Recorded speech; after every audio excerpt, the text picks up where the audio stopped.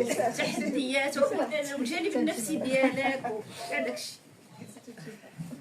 مساء الخير للجميع. شكرا للرفيقات والرفاق في لجنة حقوق النساء والمساواة والجمعية بشكل عام على هذه اللحظة. كيشرفني كثير انني نحظى بهذا التكريم، خاصة في يوم اللي هو مهم جدا، يوم المرأة المناضلة. وهذا شرف لي انه يتربط هذا التكريم بذكرى ديال امرأة عظيمة اللي هي سعيدة المنبي، الشهيدة سعيدة المنبي، اللي هي قدوة ديالنا في النضال، وهي رمز المرأة المناضلة فعلا. وكنحيي الجمعية اللي خدات هذا اليوم فعلا درتو يوم المرأة المناضلة نظرا للرمزية ديال هذه المناضلة والدور ديالها والتضحيات ديالها والقيمة الكبيرة ديال المساهمة ديالها في النضال ديال الشعب المغربي. وما نساوش بأن هي تشهدات في السن ديال 25 سنة، وبالتالي هي جيل جداد ديال الوقت ديالها. يعني في ديك الوقت الشباب كانوا يعطيو الحياه ديالهم وما كانش بوحدها، يعني الجيل ديالها كله اغلبيه المعتقلين انذاك كانوا تقريبا في ديك السن. دونك الشباب المغربي يعني كافح كل الاجيال ديالو في كل السنوات، اعطى تضحيات من اجل التقدم ومن اجل التحرر ديال الشعب ديالنا. اذا فيما يخص المساله ديال الاسطول، المشاركه ديالي اللي مع الاسف ما تمكناش باش نكملوا، حبسنا في وسط الطريق ولا في وسط البحر بلوتو. كانت هذه المشاركه جات اولا كنت انا باغا نشارك في المسيره ديال البريه اللي كانت في يونيو، لان كانت مسيره قبل الاسطول، ولكن جات قريبه لمؤتمر الجمعيه سكن فيه ما قدرتش نتفرغ نمشي. وفاش جا الاسطول كانت فرصه بالحقيقه كنت كنتسناها باش تكون شي مشاركه من هذا النوع، لان كنعتبر يعني خاص شي اشكال ديال التحرك من اجل فلسطين اكثر من داك الشيء اللي كنديرو واللي هو كبير ومهم جدا. والشعب المغربي من ضمن الشعوب اللي يعني خرجت بشكل كبير وناضلات يعني تحركات وتظاهرات واحتجاجات وتضامنات بواحد الشكل قوي مقارنه مع الشعوب ديال المنطقه كلها. ولكن رغم ذلك كيبقى دائما بانه خاص اكثر من هذا، لان ما يجري في فلسطين يعني كان فظيع جدا ومازال فظيع جدا. وهنا بغيت في هذه الذكرى نقول انه ربما كان الاهتمام بما يجري في فلسطين بحال الا خفت شويه، ماشي فقط عندنا حنا، راه في العالم كله، وكأن الامور يعني ما بقاتش الاباده، وكانه الشعب الفلسطيني يعني توقف العدوان عليه، بينما الامور خطيره جدا. ما يجري في غزه خطير، والتقسيم اللي كاين دابا والحصار المقاومه وهذا القرار ديال الامم المتحده وهذا الشيء اللي طرا يعني امور جد صعبه. وخاص يعني جميع الشعوب اللي منضمه مع فلسطين انها تعاود تتحرك بقوه، وعاود يعني ديك الزخم اللي كان في واحد الوقت خصو يستمر، وخصو يوقف هذه المشاريع من المخططات الخطيره جدا الجهنميه ضد القضيه الفلسطينيه. طبعا هذا اليوم ديال المراه المناضله لابد من نذكروا فيه كذلك المراه الفلسطينيه، لان كان عندها دور كبير وكبير جدا في صمود ديال الشعب المغربي. حين تصمد النساء تصمد الشعوب، حين تنهار النساء تنهار الشعوب. هذا الدور ديالها دائما كنقولها، لولا المراه الفلسطينيه لما استمرت القضيه الى اليوم. اذا كان هذه المشاركه في الاسطول كان من اجل هذه المساله ديال شي حاجه اكثر. انا كنت اقترحت على بعض الرفاق في واحد الدائره صغيره جدا في واحد الفتره ديال كنظن هذا الشيء تقريبا عام، بان هذا الشيء ديال الاباده راه خصو شي اشكال اخرى. كنت اقترحت باش التنظيمات كلها تحبس داك الشيء اللي كدير، كل شيء اعتصام واحد، وتكون قضيه واحده عن جميع التنظيمات المناضله من اجل فلسطين، انها تحبس العمل ديالها ودير حاجه واحده، هو تخرج للشارع من اجل فلسطين وما تدخلش من الشارع حتى تكون شي حاجه على الاقل توقف الطبيعه. اما موان دي شوز اسقاط الطبيعه. ولكن كانت فكره ودازت وصافي، يعني ما كانش تجاوب معها، ما كانش نقاش ديالها، ما كانش اهتمام بها. ولكن راه باقي هذا الشيء مطروح، لانه ما يجري في فلسطين راه وهذا الشيء يعني ما يجري في فلسطين هو يهمنا كاملين. يعني الا تحررت فلسطين تتحرر الشعوب، الا ما تحررتش فلسطين لن تتحرر الشعوب. اذا هي تحررنا مرتبط بتحرر الشعب الفلسطيني، راه ماشي فقط كنضامنوا، راه مستقبلنا، مستقبل الاجيال القادمه، الابناء ديالنا، اوطان ديالنا، وكل شيء مرتبط بهذا الشيء. اذا المشاركه في الاسطول باش نرجع لها، يمكن كنحمش بزاف نهضر على راسي داك الشيء كل ساعه كنهرب لشي حاجه اخرى. ما تهضريش على التجربه، باش نهضر على راسي نمشيو ولا لا. المهم كانت هذه الفرصه ديال المشاركه في الاسطول. طبعا اتصلت اولا اللي بان لي انا في البدايه هو عزيز، لان في اللائحه ديال 3 ديال الرفاق المكلفين قلت له راه انا غنمشي. قال لي واش متاكده؟ قلت له انا باغا نمشي، خديت قرار بوحدي، راه ما تشاورش مع حتى حد. حتى عبدو قلتها له، قلت له راه غادي نمشي، تفاجئ بالقرار. اذا كانت بهذا الشكل هذا، لانه هذا هو السياق فاش جات. وفاش من بعد عرفت بان انا كنحسب كاين مجموعه وحده كلشي كيهيئ. من بعد لقيت بجميله من الاسطول السابق اللي مشاو من اوروبا، كنا كنهضروا على هذا الشيء، واش كاين امكانيه ديال نمشي اسطول من المغرب، واش ممكن المشاركه ديالنا اذن في هذا كنا كنتناقشوا غير انا وياها. دونك فاش صدقت الاخبار اتصلت بها، قلت لها راه كاين الناس غيمشيو من المغرب. قالت لي فعلا راه كاين. هو في الحقيقه كاين جوج مجموعات، انا ما كنتش عارفه هذا الشيء، وهذه التفاصيل ماشي مهمه. الاساسي هو انه انا مشيت مع واحد يعني صندوق دولي اللي منظم هذا الشيء دوليا، وكاين واحد الاسطول مغاربي اللي كانوا فيه غير المغرب والجزائر وتونس. دونك ولكن في اخر المطاف فاش تلاقينا في تونس كنكونوا مجموعين وكنتلاقاو يعني واحد عدد الامور كدير بشكل جماعي. دونك الاسطول فاش قررنا طلب منا انه نلتحقوا بتونس لو 31 اوت، على اساس كل واحد طبعا مكلف براسو، البي ديالو، لوطيل ديالو، المعيشه ديالو، يعني كل واحد كيتحمل المسؤوليه ديال راسو. ما كاين حتى شي تنظيم اللي يعني كان مكلف بالناس ولا يكون كيتحمل المصاريف ديال الاقامه ولا ديال السفر. دونك فقط يعني لوطيل اتفقنا باش كنا نكونوا في اوتيل واحد باش نبقاو مجموعين، وهذا الشيء اللي كنا معولين على 3 ايام. يعني غنمشيو لو 31 اوت، لو 1 لو 2 لو 3 غتكون فورماسيون، ولو 4 غينطلق الاسطول. لا فورماسيون كان فيها الجانب ديال النضال اللاعنفي والتجارب السابقه، وشفنا في افلام حول التجارب السابقه، خاصه التجربه المأساويه ديال مرمرة اللي كانوا مات فيها اكثر من 10 ديال الناس، وكيفاش يعني التعامل مع حاله الاحتجاج، شنو هي الجوانب القانونيه، كيفاش غادي نتعاملوا يعني مع الجنود ديال الصهاينه، وكيفاش شنو الحقوق ديالنا كنشطاء. كذلك العيش المشترك داخل السفينه، لانه المده كتكون طويله والناس ما كيتعرفوش بعضياتهم، خصهم يعيشوا في واحد المكان ضيق، خصك تنظم الحياه الجماعيه وهذا الشيء كله. يعني كان في واحد النوع ديال التكوين. والتجارب كذلك، التجارب السابقه جاو ناس يمشاو في حنظله واللي مشاو في التجارب السابقه عاودوا الحياه ديالهم. وكان الجانب كذلك كان حتى التدريب عملي. يعني واحد الوقيته كنا في القاعه كيطفيو الضوء، كيدخلوا الناس بالغوات، يعني بحال واحد النوع ديال التمثيل باش تعرف كيفاش تصرف، كيفاش ردود الافعال خصها تكون اكسترا. يعني كاين واحد عديد الامور اللي كان فيها تدريب من هذا الشكل هذا. كان طبعا الفرصه ديال نتلاقاو مع الناس من بلدان متنوعه، وخاصه اللي جاوا من اوروبا، وكذلك الاتراك، واخا كان مشكل اللغه بزاف خاصه مع الاتراك.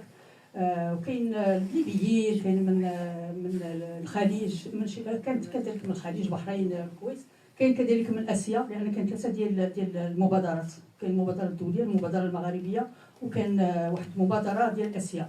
ولكن كلشي جا خرج من تونس، يعني ما خرجوش من الجهه ديالهم. هذا نقاش اخر علاش كل واحد ما خرجش من بلاصتو، هذا واحد النقاش اخر. اذا كان هذا التكوين اللي كان مهم جدا، وكان هذه اللقاءات مع هاد الناس، وخاصه اللقاء اللي كان في الاتحاد، لان النشاط كله تقريبا واحد جزء منه دار في المقر ديال اتحاد العمال التونسي للشغل. وكان واحد الاجتماع مع فريدريكا البانيزي، مع القياده ديال الاتحاد النقابي ديال تونس. وكانت يعني فرصه جميله، وتم فين خديت مع هذيك الصوره في ديك الاجتماع اللي كنت دايرها في البروفيل ديالي، اللي كنقدر بزاف ديك الانسانه وكيقدرها العالم كل اليوم. يعني الانسانه عظيمه حتى هي بوجهات، قوى خطيره جدا، ومارسوا عليها كل اشكال التهديد، ونفذوا ديك التهديد ضدها، جبدوا لها الاموال ديالها، جمدوا لها الحسابات ديالها، هددوا لها الابناء ديالها والعائله ديالها. يعني كل ما تعرضت له رغم ذلك يعني وقفت واحد الوقفه قويه جدا وشجاعه جدا وجريئه امام كل هذه القوى، وقالت كلمه حق ومازال كتقولها ومازال كتخرج التقارير ديالها. يعني انسانه اللي نموذج ديال. البارح قلت في واحد اللقاء كان هنايا حول الكتاب ديال عبد الرحيم براده، يعني ديك المره هي اللي عطات المعنى الحقيقي والمضمون الحقيقي ديال مقرر اممي معني بشي مجال من المجالات. يعني مارست هذا الدور في كل يعني مضامينه، في نبله، في سموه، واحد الشكل اللي هو الى اخر المدى. يعني امراه عظيمه جدا. كانت عندها طبعا واحد الكلمه في واحد اللقاء اللي كانت كذلك عبرت فيه اكدت يعني المواقف ديالها وداكشي اللي كدير في التقارير ديالها. كانت ايضا لقاء مع بعض الرموز ديال، يعني تلاقيناهم ماشي في لقاءات رسميه ولكن الرموز ديال هذا الشيء، الدعم ديال فلسطين، بحال ديك الشابه الطفله اللي بغينا نسميوها شابه ماشي طفله ولكن غريتا، وايضا تياغو المعروف كذلك البرازيلي، وبعض النساء اللي جاوا ما شاركوش في الاسطول ولكن حضروا في ديك المرحله ديال التدريبات وديال اللي من يعني عندهم كاين عندها 80 سنه واللي شاركت في مبادرات من هذا النوع منذ سنوات، يعني ناضلوا من اجل فلسطين منذ ان كانوا شابات، وحده في اوروبا وحده في امريكا، وحده جنديه سابقه وخرجت من الجنديه في امريكا في المارينز، ويعني انخرطت في النضال من اجل فلسطين. يعني كاين واحد التجارب متعدده فاش كتلاقى مع هاد الناس، هذه من بين الجوانب المفيده بزاف في ديك المرحله ديال الاسطول. اذا كانت مع الاسف ما خرجنا، مع الاسف ربما من حسن الحظ لان بقينا كنتلاقاو مع الناس كثار، ما خرجناش في لو كادر. كانت مشاكل متعدده، كانت شويه المشاكل البيروقراطيه، ولكن يعني مشاكل بيروقراطيه مع السلطه التونسيه، ولكن لا بد انه رغم ذلك، رغم كل ما ننتقده اليوم من السلطه ديال تونس، ما يمارس ضد الشعب التونسي من قمع ومن اعتقالات ومن احكام جائره، هذا الجانب ديال التعامل ديال الدوله التونسيه مع الاسطول اللي يجب ان نعترف بانه كانت شجاعه. يعني تحدث فيها الكيان الصهيوني، وكانت شجاعه انها تعطي جوج ديال الموانئ ديالها الاسطول وتخلي الناس جالسين في تونس لمده طويله، ووفرت واحد العديد من الامور. اذا لابد من ان نقول هذه الكلمه، ولكن الكلمه الاساسيه بغيت نقولها في حق الشعب التونسي. الشعب التونسي يعني كان شعب عظيم في هذه التجربه هذه، كان مستعد في وسط الاسبوع وفي اوقات العمل، مجرد ما كيتم الاعلان بانه غيكون ديبار بالاسطول، لان ثلاث المرات وحنا كنهبطوا للميناء باش نمشيو وما كنمشيوش، فين ما كيتم الاعلان على هذا بان غيكون الانطلاق، يعني كيهبطوا الناس بواحد الكثافه لا تتصور. علاش؟ ليهم طبعا البلاصات بعيده وبعض المرات كيتقطع الطريق من الفوق وكيهبطوا الناس على رجلهم، الاطفال الكبار صغار، يعني كيكون واحد الانزال لا يتصور. واخا ما كنمشيوش كيقولوا عاوتاني طريق اخر، كيعاود يجيو الناس بنفس الكثافه باش يعبروا على التضامن ديالهم. كاين واحد المراه جايبه شي سناسل الذهب وكتقول واحد السيد ديهم معاك، بيعوهم عطيوهم لذوك النساء اللي تما عاونوا بهم. يعني كان واحد تضامن شعبي مهم جدا قوي. احنا راه سي فغي حنا على مسيرات كثيفه بزاف، ولكن كتلقى يعني الجانب السياسي طاغي، يعني التنظيمات السياسيه عندها دور فيها وهي اللي انا لاحظت هذا. يعني قناعتي الشخصيه هو انه الناس هابطين، الشعب كيهبط وكيتضامن مع فلسطين. اذا هذا الشيء اللي كان بعد فاش انطلقنا من بعد واحد الوقيته اضطرينا نباتوا في الميناء لان ما عارفينش امتى غنخرجوا، ولوطيل بعيد باش تمشي عاد تلقى الترونسبور وتجي، كتخاف يكون هذا في بتنا في الارض ديال البور باش نتسناو الديبار. ومن بعد كان وقع داكشي ديال الدرون اللي كنضربوا جوج ديال سفن كبار اللي زعما معتمد عليهم الاسطول، كان ضروري الانتظار عاوتاني انهم يتصلحوا ويتقادوا. كاين سفن اخرين اللي خسروا لانهم السفن ماشي مستوى عالي، ماشي من جوده يعني كبيره، دونك سفن خسرت غير من برشلونه لتونس، خصها يعني تصلح وتعاود وتقاد، وكاين اللي ما مشاتش ما انطلقتش كاع مازال من تونس. وكانت قضايا اخرى اللي كانت فيها اشكالات كتعلق بالتنظيم، لانه وهذا يعني ربما اللي مساهمين في اللجنه المنظمه غيعرفوا هذا الشيء اكثر منا، لان احنا ما كناش في داخل هذه النقاشات، ولكن كتوصلنا انه كان الاوروبيين والغرب يعني الشمال لو نور جلوبال كما كيتسمى، كانوا باغيين يكونوا هما الاقوى واللي حاضر اكثر، وكانوا باغيين يقلصوا ما امكن يعني المشاركه ديال دول الجنوب. وهذا الشيء كان فيه واحد الصراع كبير من فصل الجهات المنظمه، ولكن حتى يعني الناس المشاركين وهذا، وبالتالي اضطر واحد الوقيته يعني اضطروا المنظمين المغاربيين يعني الاسطول المغاربي، اسطول الصمود المغاربي، انه يعلن بانه غيخرجوا، يعني حنايا غنخرجوا، الناس الجنوب غنخرجوا كيف ما بغى يكون الحال ولا ما بغاوش الاوروبيين يخرجوا حنا غنخرجوا. وكان هذا شويه ضغط وفعلا من بعد صافي انطلق الاسطول وانطلق بالسفن اللي شفتو. الوغ حنايا مشينا في واحد السفينه ديال المغرب. حنا بعدا اولا فاش كيكون ديك اللقاءات ديال الاعداد ما كتعرفش فاش من سفينه غتكون ومع من غتكون.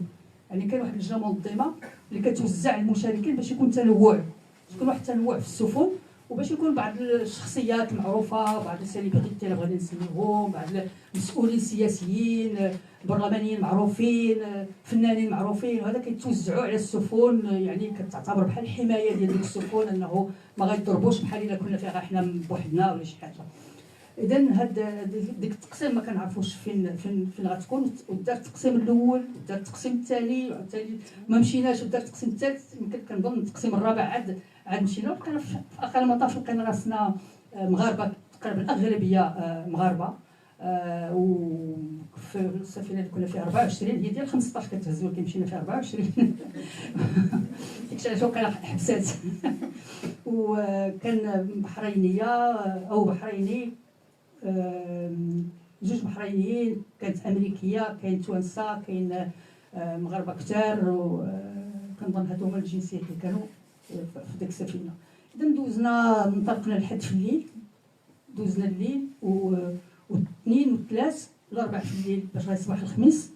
هي فاش دوزنا واحد العاصفه خطيره جدا. يعني العاصفه اللي حنا اصلا السفينه ديالنا الباطو ديالنا قالوا لنا ديال السياحه ما يمكنش يتحمل البحر الكبير، فبالاحرى العاصفه. يعني ديك العاصفه كانت خطيره جدا. كنا كنقولوا ما حاولش نكملوا ما حاولش. يعني كانت الباطو كيتهز ويتحط وديك الماء كيدخل علينا شويه من الجناب. وكان طبعا لو مال دو مير ديك الساعه زاد علينا. ديجا انا في الاول بداني لو مال دو مير بكري وزاد كملت عليا ديك العاصفه. صافي ما قدرناش مازال. كانت واحد اللحظات صعبه نفسيا وحتى جسديا حتى جسميا، لانه لو مال دو مير كيتزاد مع ديك الموفمون بزاف كتهز وتحط وهذا. دونك صافي من تما وصلنا لا سيسيل، واحد البور صغير في سيسيليا. وعلى اساس الباطو قلنا للقبطان ما غاديش يزيد، امبوسيبل باقي يزيد. وباطوات اخرين حتى هما حبسوا. يعني ماشي بوحدنا كاع، ديك الباطوات كان على قد الحال مع ديك العاصفه كانت مؤثره بزاف عليهم. دونك حبسوا. كاين يتهرس، كاين اللي حنا قلنا للقبطان تونسي والنائب ديالو تركي، المساعد ديالو تركي والميكانيسيان حتى هو تونسي. دونك قال لك امبوسيبل. هو كان مسؤوليه ديالو ما يمكنش، هو عنده مسؤوليه قانونيه على الناس اللي معاه في الباطو، ما كتسمحلوش باش يدخل بينا مازال البحر. دونك هذا غيحبس هنايا. ديجا ديك الساعه صحتنا بدات كتعدع انا خاصه. والشباب اللي كانوا معنا قال لكم ما بغاو يدخلوا بديك الباطو. كيف ما كان الحال ما بغاش هذا القبطان، خصنا نشوفوا قبطان اخر اللي يدخل ديك الباطو. وحنا بعض منا كيقولوا ودي هذه ماشي صحيحه لان حنا ما جيناش نموتوا في البحر. حنا جينا باش نوصلوا لغزه ونفكوا الحصار على غزه، ما جيناش باش نموتوا في البحر. دونك كان هاد المساله في اخر المطاف ما كاينش، ما عرفتش من بعد حيت حنا خرجنا انا ويحمان وواحد الدكتور كان خصو يرجع للخدمه ديالو، مدير ديال المستشفى هنايا، بروفيسور في الكليه. دونك عنده الخدمه كان ضروري يرجع شهر من بعد. دونك رجعنا. انا كانت صحتي ماشي هي هذيك، دونك ما نقدرش نبقى نتسنى وما عارفينش واش غنخرجوا ولا ما غنخرجوش. وخافت لا هما يجيو ومن بعد ما لقاش انا مع من نجي، علما اننا حنا فاش هبطنا من الباطو معنا حتى ريال. يعني لان الفلوس كلهم كتخليهم في تونس، ما عندك ما دير بهم، لان ما خسرش نديوهم، لان ديتي غيديو في الصهاينه. دونك كتخوي جيابك، كتخوي التليفون اصلا كيقول لك الا شدك خصك تلوحو في البحر. دونك دينا التليفونات عاديين اكسترا. المهم دونك فاش هبطنا خلينا الخوت تما واحد بقاو مورانا اسبوع. كون جات جميله كون عاودت لنا على الاسبوع الاخر، حيت هي بقات ديك الاسبوع اللي جيت انا هي بقات. دونك هادشي اللي وقع. انا بحالي دوزت واحد الاسبوع ديال المرض، وكان شي نقاشات هذه حتى هي مزيان ما عمرني هضرت عليها. شي هضره في المواقع وشي. كان اتصل بيا واحد رفيق هاكش، اتصل بيا كيتضامن معايا، قال لي راه سمعت التضامن معاك وهذا، شنو وقع؟ قلت له والله ما نعرف شنو كاين. قال لي ما عمرك شي واحد كيتضامن مع الناس وهو ما عارف كاع اش طاري. قلت له والله ما عرفت، انا مريضه ما نساليش بداك الشيء، ما عرفت كاع شنو وقع شنو كيتقال. من بعد سمعت هذا وجاتني يعني غريبه. الناس كيفاش يعني كيحاسبوك على شي حاجه اللي انت يعني تمشي ولا تجي ولا تكمل ولا ما تكملش، شغل شي واحد زعما هو اللي فاش شغل شي واحد يعني مشيت انا بسميتو كنمثلو، ولا شي واحد خلص عليا باش نمشي، ولا الناس كتقول لك لا علاش رجعتي، مالك انت كنتي معانا، شفتي الظروف اش كنا، شفتي الباطو كي داير، شفتي. المهم هذه بارونتيز ماشي مهم، هادشي اللي بغيت نتكلم عليه. دونك هادشي اللي كان. دونك رجعنا لقينا راسنا في سميتو، ما عندناش، لقينا راسنا في ايطالي، ما طابعينش الباسبورات في الدخول، لان ديك الباطو ديك البور كتدخل كتلقى راسك في لاسيسيل، ما كاين لا ديوانه لا حتى حاجه، ما طبعناش وخصنا نرجعوا. فاش غتخرج من ايطاليا خصك تطبع، دونك انت ما عندكش الطبيع ديال الدخول وما عندكش وغادي تطبع في الخروج. دونك هذه حتى هي خصك تمشي لواحد الكوميساريه خاصه سير طلع هذا.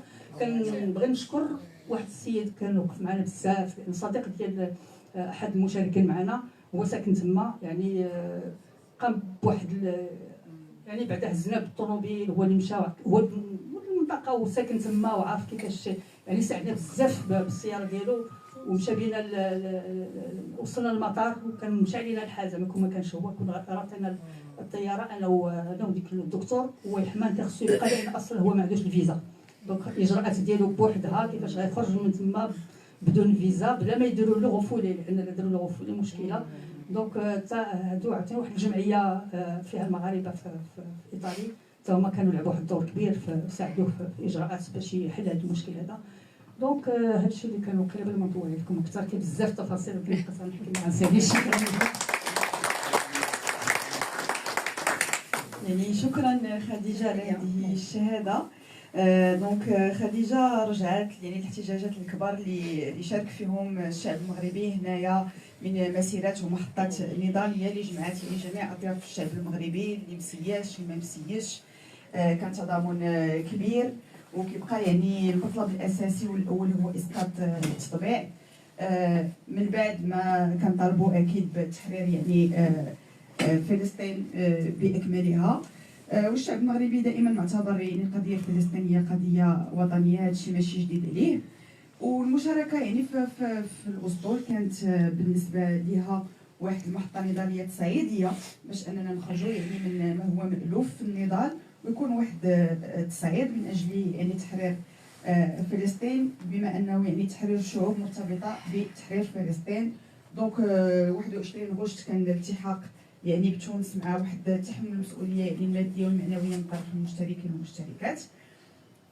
يعني كانوا تكاوين وتداريب من اجل يعني حول يعني الحقوق والنضال والعيش الجماعي خلال الاسطول. كان واحد يعني التعامل نقولوا مشرف من طرف الدوله التونسيه، رغم ما يعاني منه يعني الشعب التونسي من قمع واعتقالات، والذي كان يعني شعبا عظيما في تعامله مع التنظيم ديال الذهب في الاسطول في الميناء. وكانت يعني مشاكل لوجستيكيه ومشاكل جويه، وكان واحد كما تنقولوا بالفرنسيه واحد لو رابور دي بلون، ان رابور دو فورس ديال لي بلون بارابور او بوبل دو سود.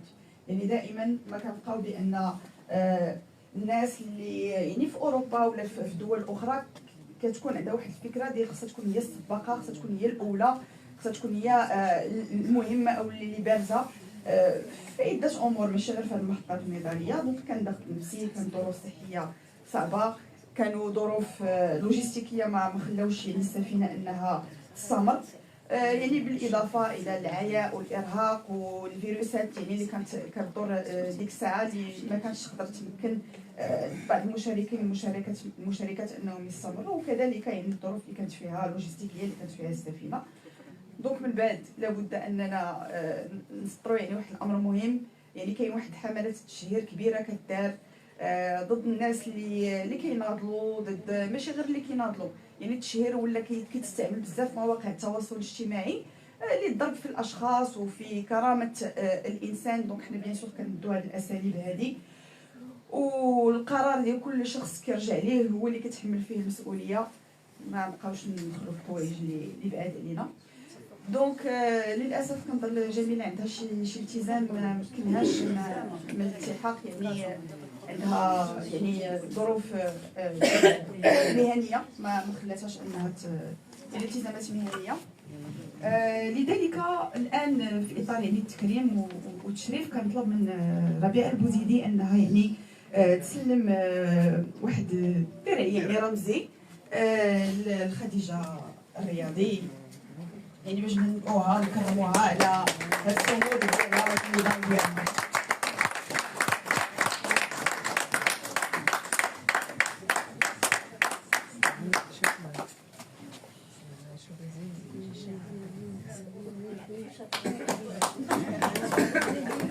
النساء الرجال نضال بحال بحال، النساء الرجال نضال بحال بحال، النساء الرجال نضال بحال بحال، النساء نضال بحال بحال.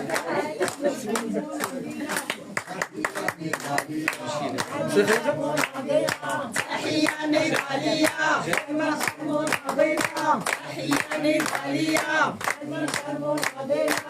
تحية نضالية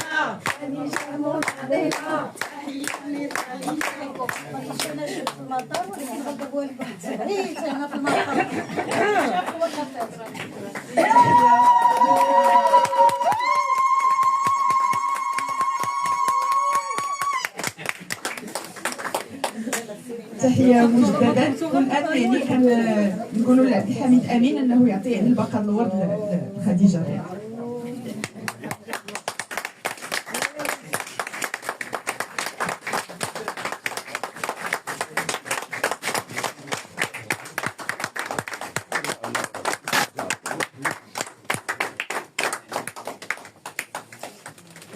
تحية. إذا الآن غادي نعيط لزينب البشناوي، يعني عضوة المكتب المركزي للجمعية المغربية لحقوق الإنسان، غتسلم يعني الدرع ديال الجميلة لنعيمة وهلي المنسقة ديال لجنة المساواة وحقوق المرأة نيابة عنها.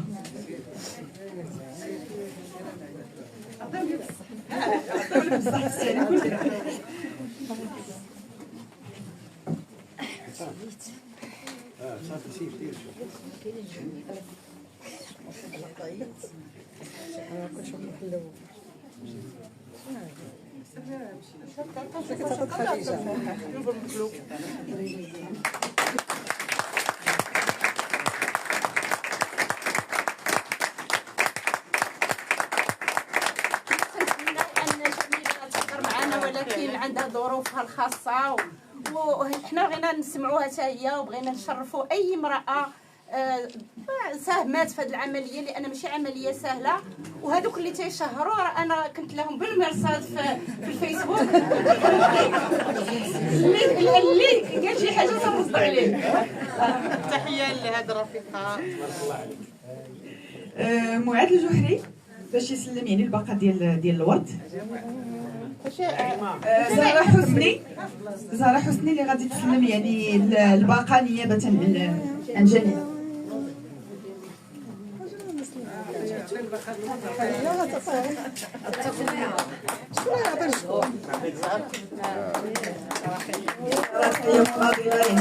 كثير وعانات.